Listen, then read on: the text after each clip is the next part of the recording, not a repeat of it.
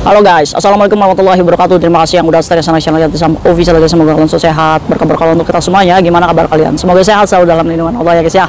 Kaisam doakan yang lagi sakit sehat ya pastinya ya. Yang melakukan booking appointment ke dokter juga semoga cepat dapat jadwal berobat ya.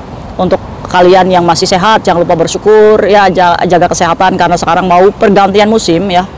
Banyak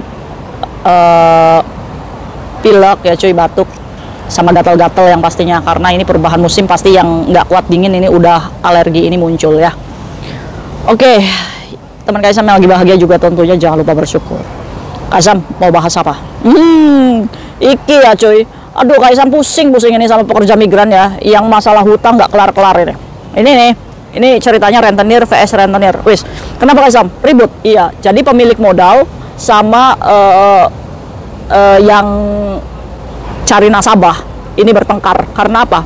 Karena kehilangan modal cuy. Mungkin anak-anaknya nggak bayar ini pada konsumennya. Kalian sih pada nipu-nipu rentenir gitu. Kalau nggak bisa bayar ya jangan berhutang gitu ya. Jangan mentang-mentang rentenir itu banyak duit, jadi udah nggak usah bayar rentenir, nggak usah bayar rentenir. Lah kan kayak Yatisam ngajarin untuk nggak bayar rentenir. Kayak Yatisam itu bukan ngajarin kalian untuk tidak membayar hutang. Ingat, hutang itu wajib ya. Jadi pokok hutang kamu itu adalah wajib cuy. Yang kayak Yatisam itu perang ya adalah kalau misalkan kalian sudah melampaui batas membayar bunga jasa. Itu yang kayak Yatisam itu perjuangkan. Jadi jangan salah kaprah ya. Bukan kayak Yatisam itu sampai nyembur cuy. Saking emosinya. Tenang kayak Yatisam, tenang. Oke, kita yampui dulu. Yampui. Masya Allah, kalian pengen nggak sih hidup kayak Yatisam nikmat gitu, ya kan? Kok kecut cuy? Sari kelapa. Oke. Gitu ya, jadi jangan salah kaprah nih. Bukan kayak Yatisam itu tidak harus membayar rentenir, no. Kamu tetap aja bunga pokok utang pokok itu wajib dibayar. Ingat itu. Oke. Jadi ceritanya semalam kayak Yatisam lagi mijitin incas cuy ya. Diteleponin aja. Kaisam angkat dong. Kenapa kamu? Kaisam, ini saya ada di depan pintu. Kenapa kamu ada di depan pintu? Ini kayak gini cuy. Ini saya ditarik-tarik baju saya sama teman saya itu nggak mau pulang-pulang. Itu di jam 7 malam, itu waktunya kakeknya itu makan malam. Sampai kakeknya nggak makan, ya kan? Loh kenapa dia itu bisa masuk rumahmu? Saya bilang kayak gitu. Itu kakek saya bukain pintu. Ya kan saya lagi masak kayak Sam di dapur. Jadi ceritanya begini, yuk kita bahas dulu. Jadi yang datang ke rumah pekerja migran ini adalah ya dia punya uang, pemilik uang. Nah katanya sih dia ini hutang bank 2 kali cicilan si yang pekerja migran yang didatangi ke rumahnya itu nggak bisa bayar karena dia juga banyak hutang di luar ya. Ya alasannya sih membantu teman. Ya kita kadang sekarang itu alasan seperti itu tuh ya memang sedikit agak percaya dan nggak percaya itu kan bedanya tipis ya cuy ya. Ya tapi ya wallahualam ya apa yang dialami dia ya mungkin dia rasakan. Akhirnya jadi si yang di rumah ini yang jaga kakek ini untungnya di rumahnya itu cuma jaga kakek aja cuy. Ini udah enak kerjaan ya, tapi nggak tahu diri ini pekerja migrannya ya kan. Akhirnya jaga kakek di rumah aja, majikannya beda jauh gitu. Jadi majikannya sudah percaya ya. Kebetulan rumahnya yang satpam di bawahnya itu emlei gitu ya, boleh-boleh aja naik. Nah sebenarnya sudah ancaman-ancaman nih kemarin itu. Nah sebelum si rentenir 1, rentenir 2 aja ya cuy ya. Jadi sebelum rentenir 1 semuanya pekerja migran. Sebelum rentenir 1 ini datang ke rumah rentenir 2, ini sudah ketemu dulu di Cafe de Coral Mongkok. Nah saat itu si rentenir 2 ini jalanlah tuh, ketemu di jalan. Kebetulan si rentenir 1 ini punya pasukan bodrek. Punya pasukan bodrek apa Kaisam? Maksudnya ada temennya gitu yang membantu ya kan. Saya kesel banget tuh sama si dia nggak bayar hutang-hutang. Ayo kita datang nih, ya kan, degeng kan. Ayo kita datang nih, udah kita keropok aja itu. Akhirnya ketemu di Cafe de Coral cuy. Ketemu di Cafe de Coral. Ini nih si rentenir satunya ini kan membawa pasukan nih 5 orang. Mana handphonemu, ya kan? Pas diambil handphonenya, itu diambil cuy handphonenya, ya kan? Kebetulan nggak di sosi itu handphone, jadi bisa layarnya bisa dibuka-buka gitu cuy. Akhirnya Samsung A20 ini diambil, untung masih Samsung A20 ya. Kalau iPhone Pro Max sudah ketar-ketir ini ya. Akhirnya Samsung A20 ini diambil, ya kan? Dia masih punya handphone satu laginya, cuma yang diambil cuma 1. Nah dia ini bingung. apa namanya, dapat ancaman kalau misalkan kamu poking, saya akan poking balik kamu karena kamu menggadaikan data temanmu, ya kan? Ini punya rahasia juga nih rentenir satunya. Jadi dia ini pikir-pikir untuk poking, ya kan? Toh dia juga nggak ngerti. Oke, jadi ikhlas-ikhlas aja tuh diambil tuh handphonenya ya, ditelanjangi bulat di depan Cafe del Coral. Bukan telanjang baju ya cuy, jangan ngeres. Maksudnya diambil asetnya. Ini udah anarkis ya cuy ya, ngeri ya. Iya kalau soal duit aja ngeri ya cuy. Nah setelah itu apa yang terjadi? Pulanglah tuh pekerja migran, awalnya nggak cerita sama Kak Sam, cuma dia kelabakan saat handphonenya ini diotak-atik sama si rentenir ini. Karena supaya mendapatkan tekanan nih mental kepada rentenir 2, akhirnya rahasia-rahasia yang di handphonenya dikasih tahu calon suaminya di Indonesia. Muncrat lagi Kak Sam, saking semangatnya Kak Sam bercerita. Maaf guys, akhirnya suaminya tahu kalau misalkan si pekerja migran ini banyak rahasia plus-plusnya. Aduh, apa itu Kak Sam? Rahasia plus-plus? Iya, jadi yang suaminya tahu itu kalau misalkan calon istrinya ini ya yayai, yang nggak tahu lah yayanya, udahlah itu mah aib ya cuy, nggak usah dibuka. Begitu. Jadi si calon rentenir 2-nya ini ketar-ketir lah, orang dia mau finish ini 2 minggu lagi sama majikannya, dia posisinya 2 minggu itu udah harus cabut dari rumah majikan. Cuma karena kakaknya ini nggak ada yang jaga, jadi majikannya itu minta sampai akhir finishnya.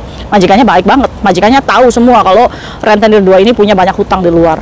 Nah singkat cerita, si tahu nih calon suaminya, terus kayak saya ngomong, kenapa kamu nggak poking waktu adu-adu? Nah kayak saya sudah nyaranin untuk poking.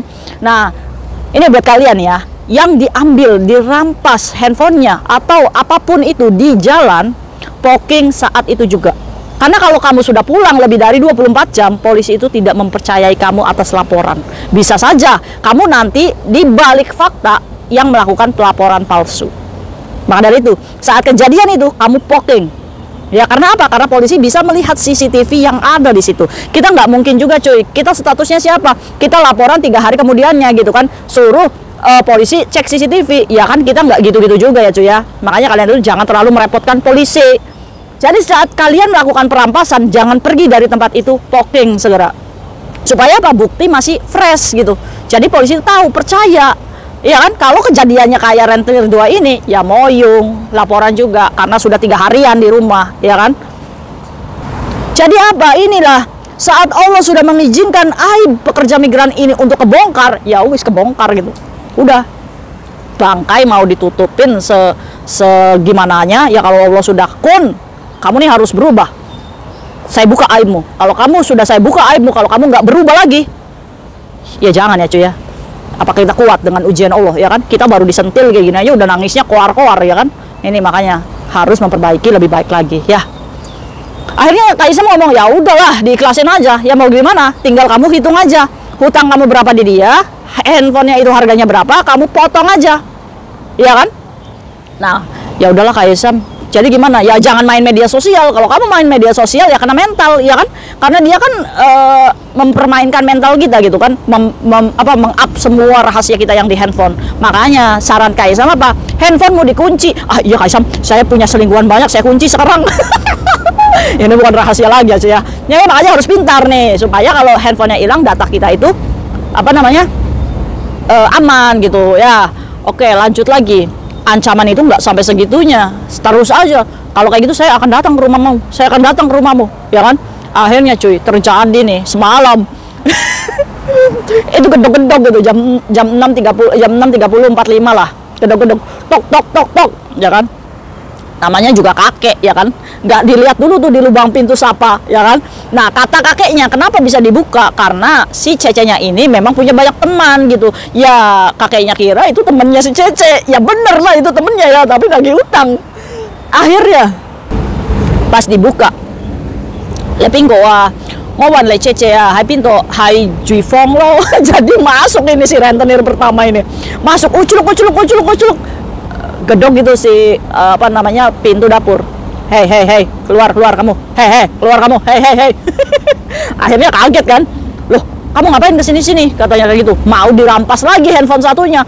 Untung kayak di sana saya cekatan, cepet ambil lagi itu handphone. Enak aja kamu sudah ngambil handphone saya satu, terus sekarang handphonenya mau diambil lagi. Nah, ini mulai drama melebihi Indosiar kita mainkan, coy.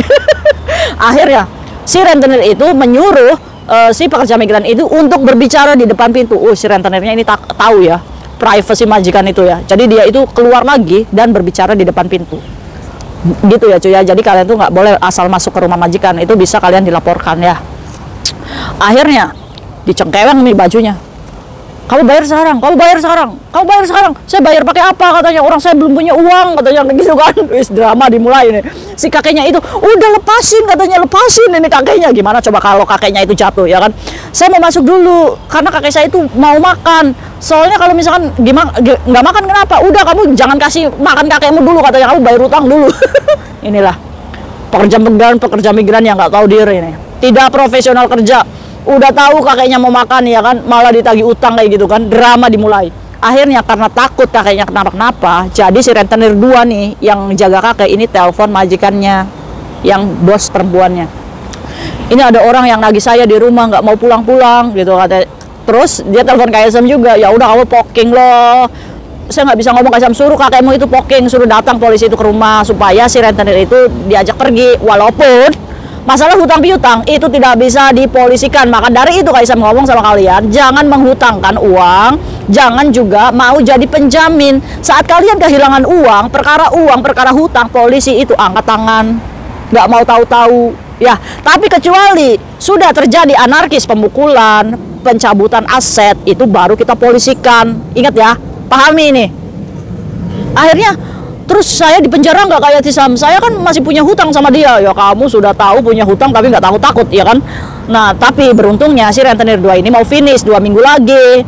Nah akhirnya majikannya itu datang. Kenapa ini? Pas datang sudah ada polisi di situ, sudah ada polisi 2. Wes ini rentenir 1 argumen, dia pinjam uang saya katanya. Akhirnya si rentenir ini juga mungkin tahu hukum ya, maksudnya tahu nih keadaannya. Jadi dia nggak ngaku semuanya di polisi kalau dia ngambil handphone apa. Ya buktinya nggak kuat cuy, karena sudah beberapa hari gitu ya kan. Nggak ngaku semuanya. Jadi akhirnya ditengahi sama majikan. Sampai polisinya ngomong kayak gini, aduh pusing katanya, udah kamu sendiri aja selesaikan gitu, ini bukan masalah hukum katanya kayak gitu kan. Terus akhirnya si majikannya tuh ya udah gini aja, nanti gaji terakhirnya si Cece ini saya kasihkan ke kamu ya, katanya kayak gitu guys, supaya perdebatan ini diusaikan. Memalukan ya. Akhirnya apa coy? Akhirnya tugas polisi yang poking itu cuma membawa si rentenir itu turun dari rumah majikan. Nggak dipenjara kayak ya enggak lah. Ya kan, karena apa? Karena dia menagih di depan gitu, tidak masuk gitu ya kan. Nah yang bisa kita lakukan poking adalah supaya dia itu pergi dari rumah majikan gitu. Jadi bukan mengkasuskan dia secara hukum, no. Jadi poking itu untuk menghindari perdebatan, pertengkaran di rumah majikan.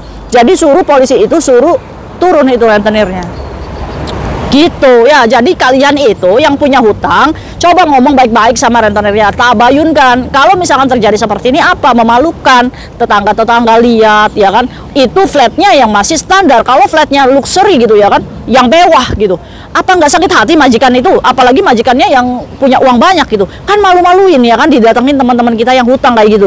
Terus kalau kayak gitu gimana sarannya Kaisam? Udah harus ngomong jujur sama majikan. Majikan, saya punya hutang sama dia, saya hutangnya 5.000 tapi dia mintanya 8.000 misal.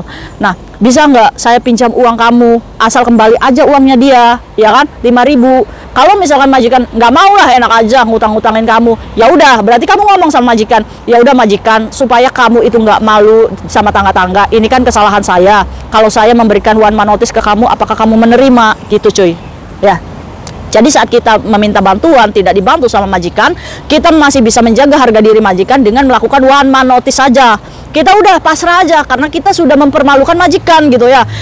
Majikan mau nggak kamu menerima one man notice saya? Kalau majikannya ya udah kamu bulan depan keluar dari rumah saya, ya udah itu jalan yang terbaik daripada kamu setiap bulan didatangi orang seperti itu. Tapi kalau majikan ya udah Cece nggak memandai, saya pinjamkan kamu, tapi bulan depan kamu bayarnya segini, alhamdulillah masalah kamu selesai.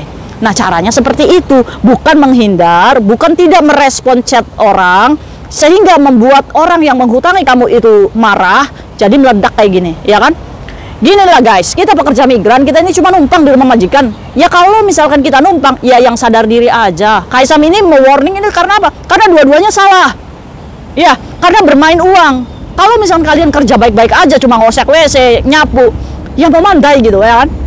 Tapi kalau misalkan ini adalah masalah kalian, jangan bawa-bawa majikan yang sudah baik, sudah memberikan pekerjaan kamu, sudah menggaji sama kamu, tapi kamu begitu gitu. Harus tanggung resikonya. Apalagi yang utang-utang bank ini. Sebelum majikan marah, jujur sama majikan, semua hutang kamu. Kalau majikan kamu banyak banget kamu utang kayak gitu, ya bagaimana majikan gitu, ya sudahlah. Kalau misalkan kamu kecewa, sakit hati, ya udahlah, nggak apa-apa, saya di termination tanpa uang 1 bulan juga nggak apa-apa karena saya salah, ya kan? Harus berani, jangan menghindar, ya kan? Jangan gali lubang lagi untuk menutupi hutang, nggak akan selesai masalahmu, cuy, ya kan? Aduh, gimana nih fenomena yang tarik-tarikan baju di rumah majikan kayak gini? Majikannya sudah baik ya, cuma kitanya aja yang nggak tahu diri. Ini warningnya untuk teman-teman Kaisam di luar sana yang punya hutang. Janganlah seperti ini ya. Kaisam malu banget ini. Kamu yang berbuat, Kaisam yang malu sama majikan kamu. Aduh, nah buat kalian nih yang mungkin di gedung-gedung rentenir, coba dilihat dari lubang gitu. Kalau misalkan memang itu rentenir, kamu nggak usah buka ya, menghindari keributan ya. Biar aja si rentenir itu ting tong gitu kan. Ya anggap aja nggak ada orang gitu. Nanti juga dia pergi sendiri. Oke? Aduh, pusing ya cuy ya. Ruwet di rumah di luar itu. Ada majikannya baik, kitanya yayai. Kitanya baik, majikannya yayai. Ya itulah adalah drama Indosiar. Wes. Mungkin itu aja sharing Kaisam hari ini. Coba komentar kalian dan nasihati teman-teman kita yang mungkin sudah gelap mata ya, supaya apa sih solusi terbaik untuk mereka. Coba Kaisam pengen tahu dong komentar kalian. Bye bye, see you next video. Bye bye. Assalamualaikum warahmatullahi wabarakatuh.